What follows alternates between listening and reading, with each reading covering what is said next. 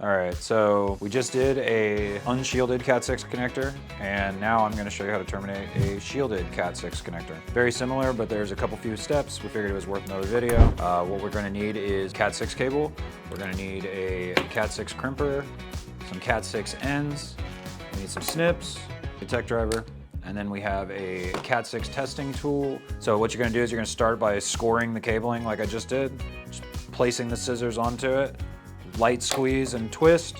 It puts a mark on here, and all you're gonna do is put your finger behind it and bend it, and then the outer jacket of the cabling will come off and leave the conductors inside not cut. That's super important with this shielding, which is the primary difference between a shielded connector and an unshielded connector. Shocking, I know. But what you're gonna do is, this is the shield of the cabling. Pull that down, wrap it around, and then it goes around your connector like so. So it looks something like that. Let's see, we can just trim out this drain wire. We don't need it. We're gonna trim out the plastic piece, the plastic wrapping, and then we're gonna spread out our conductors. And then there is this plastic divider. You can trim that out too. So now it looks something like this. We are going to straighten these cables.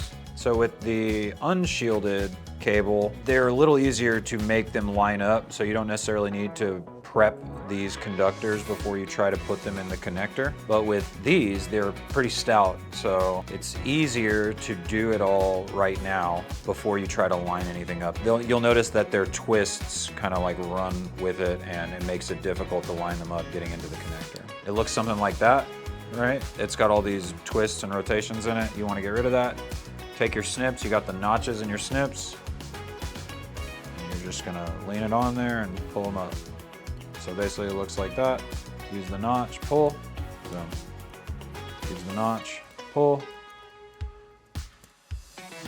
I usually just use one notch and push them together. Doesn't really matter as long as you don't strip off the covering. There we go. So now that you see they're all in a line, we kind of took out all those squiggles, whatever you want to call them, I don't know. All right, so it's the same. We're doing a 568B connector, so it's white, orange, orange, white, green, blue, white, blue, green, and then white, brown, brown.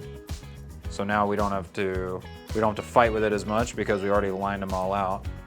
It's not as big of a pain, but you want to leave a little bit so you can get it into the connector. All right, so now it looks something like that. Same kind of idea as the unshielded. It looks something like that. Now, the hardest part of this is going to be getting the actual shield on the connector to actually have a shield. So what's different is on these, this is a unshielded connector, and you'll notice that the shielded connector is wrapped in a shield. The biggest difference between these two connectors is these three prongs right here. So this doesn't have it. So what you're trying to do though is you're trying to make sure that this shielded jacket touches these three prongs when you terminate it. That will give you a good solid grounded connection. So you're gonna straighten them out, you're gonna take this, feed them through the connector, push it through, white, orange, orange, white, green, blue, green, white, brown, brown. All right, that's all the way on. Now we're gonna feed it through and you just push it through. Totally forgot needle nose pliers to get the shielded end on. You don't want to go crazy with it, but a light squeeze on the end helps it get into the actual connector. Something like this, right? And then that'll help it shape it to actually fit into the part that's going to be crimped. Just squeeze that down. And go down the line. Okay, now if we look at the connector, you're also going to notice on this connector, you're going to notice that those three tabs that are right here, right? Those three tabs that are right here, they are making direct contact with the shielding jacket. That's imperative. That is the difference between this cable and the unshielded connection. But other than that, now it's the same process. You're going to go back here. You're going to snip them off, flush with the front. So it's going to look something like that.